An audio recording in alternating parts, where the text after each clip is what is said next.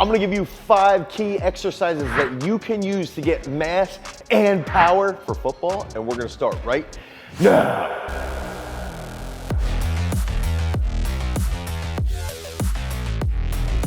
In the sport of football, you've got to look at different facets.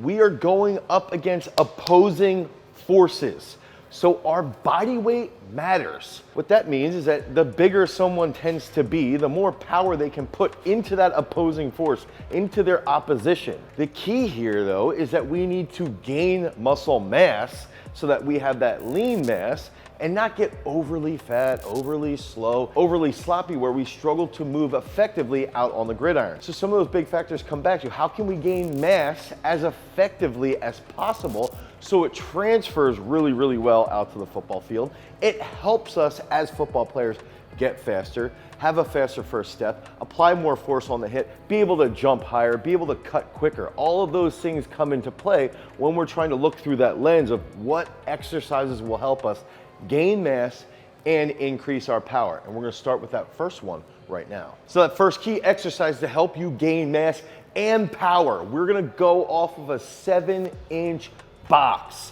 If you don't have boxes, you can build boxes or you can do a low hang position. And this is gonna be using the exercise of a power clean or a full clean. And the reason why I love this for football is that it's something that transfers tremendously well to various other movements. If we're pulling a clean, okay, if we're doing a clean off of one box, it's gonna help us in that football-based position based off of where our knees and our hips are gonna be. It's also gonna help us be tighter and have a stronger posterior chain. When we make good hip extension on the finish and we catch that weight, that's gonna help us with force absorption. Then we have to get out of the bottom position. For being mobile, for catching a full clean, we have to be mobile in our upper back, mobile through our lats and through our elbows and through our wrists. We have to have that dynamic trunk control where we hit a stretch shortening cycle in the bottom and drive up as quickly as we possibly can. We like to use one box cleans with rep schemes of like 7 doubles, 6 sets of 3, 4 sets of 4, and build up over a couple different sets. Move that heavy weight as fast as possible to help you gain mass and power. That second key exercise, this is gonna ride off of that first movement a little bit, but I'm gonna provide some reasons for why it's even more beneficial. And I'm gonna challenge all of you coaches out there and all you football players to actually do this lift, because a lot of you hate to do it because it's a little bit of a damper on your ego. Now, that exercise is going to be a front squat. And the reason why I absolutely love the front squat is one, it transfers really, really well to the back squat, okay? So it helps increase the weight of what you're gonna be doing on the back squat. The second key factor is that it transfers really, really well to the full clean. So if we have an athlete who struggles with a clean and we boost their front squat by 40, 50, 60 pounds, we're gonna see that increase their clean by 10, 15, 20 pounds, okay? So we can see this direct correlation, and it's all gonna be dependent upon how athletic the individual is, what their technique is like when they're cleaning. But the other big factor here when we're doing a front squat is the range of motion, and it's gonna be front loaded. It's gonna help people have a little bit more of that field strength in their trunk. It's gonna help them improve their mobility through their hips, through their ankles, and transfer really well to their actual locomotion. So I'm gonna demonstrate with a bodybuilder front squat here. Okay, so I'm holding here. Ideally, as a football player, you would be using a front rack position similar to that clean, okay? We wanna go down nice and controlled, get full range of motion, drive through those heels with that chest coming up, squeeze in the abs, squeeze through that belly button as you come out of the bottom. Ideally, we would have football players go, whoa, and that's gonna be an example of an unbroken rep scheme, okay? I like to do rep schemes where we might do 4 doubles, 4 triples, working heavy, and then do 2 drop sets of 6 really, really quick, focusing on being fast out of the bottom, holding that upright torso right here, and having good speed right from the quad. That's gonna help you during your drive phase, during cutting, improving your agility. It's one of the best exercises you can do to increase your mass and your power. That third key exercise to increase your mass and power is gonna be an upper body movement. Now, in the sport of football, when are we using our upper body? Think about if we're jumping, okay?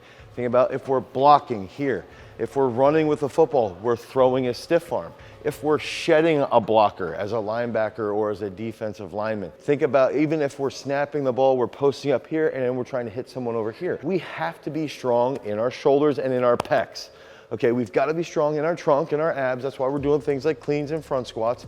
Those are all very, very important. But how can we enhance the strength of our shoulders and our elbow extensors so that we can apply a ton of force from that rigid trunk? That's going to be done with an exercise, the incline bench, okay? So if we want to add a ton of mass and train those shoulders and train those pecs as well as we possibly can, you better be incline benching more than 135 pounds, but I promise I can do more than 135 pounds. My best is 430 for a single.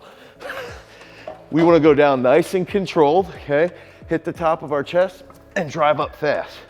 Down, controlled, boom. Boom, 2 more. If we think about applying force vertically, okay, we're here, we want to get under someone's pads, okay, or we can change that trunk angle and push down if we're going to be throwing that stiff arm. This movement, if we build up over time, 5 sets of 5, 7 triples, getting stronger, getting a little bit more explosive too when we're moving that heavy weight fast, that's going to help us apply a ton of force to our opposition, and ideally that mass turns into power. So that fourth key exercise to increase your mass and your power output is going to be an awesome movement that's basically a cheat code for the posterior chain.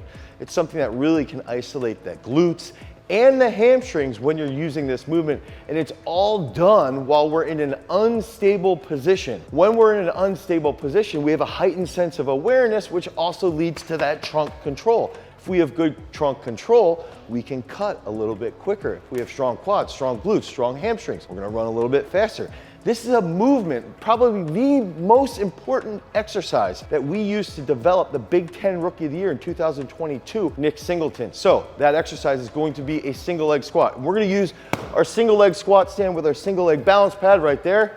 We're gonna get set, and what we wanna see, get set with that front foot just a little bit in front of the pad. Okay, put that back leg up here, down, boom, boom, nice and quick, and we'll do both sides here. Okay, down, nice and controlled. Boom, boom. I like doing unbroken reps like that. Another thing you can do is you can push sets of 5, sets of 7. That's really gonna light up your posterior chains, your glutes and hamstrings will be ungodly sore the first time you do this. It's gonna help you run faster and become a better football player. That fifth key exercise, again, we need another movement that is going to use our upper body. We need strong lats, we need a strong grip. Think about if we're a defensive lineman, offensive lineman, wide receiver, we need that grip, okay? We need to be able to grab, we need to be able to grab a football. We need to be able to apply a ton of force to the football. We need to even move hands or arms out of the way. So grip, lat strength, shoulder stability, all that stuff is pivotal when we're thinking about force application from the upper body. That's why I love to use the sled pull. Now, when we do the sled pull, we will use a 2-inch rope. If you don't have a rope or you don't have a sled, you can do pull-ups with a towel. That's also going to train that grip. When we're training that grip with a fatter position, that's gonna force more motor unit recruitment from our lats, from our prime movers. And then we're rotating a little bit more. That's gonna help with our ab strength as well. So one of the big factors behind the sled pull, 1, it's a long time under tension. 2, we're training the grip, we're training the lats, we're training the shoulders, we're training the abs. The third key aspect is now that's gonna lead to greater muscular hypertrophy. That's gonna be a lot of mass. And the fact that we're actually accelerating on the pull will lead to that greater power output. The more explosive our lats are, the more explosive our shoulders are, the more explosive we're gonna be when we're actually playing the game. So that's a key concept here behind the sled pull. I recommend doing 5 sets of about 30 to 40 feet on the sled pull. Load up as much weight as you can, keep it moving, and see which arm is a little bit weaker, and really focus on that as you're doing those pulls. If you guys need help with your programming, head over to peakstrength.app and you can pick up our app today where we program for you specifically. You can lay out your goals, where you can use this program to work through that entire year to help you dominate out on the football field. Because remember, freaks, if you guys want to become champions, you've got to cultivate your power. Peace.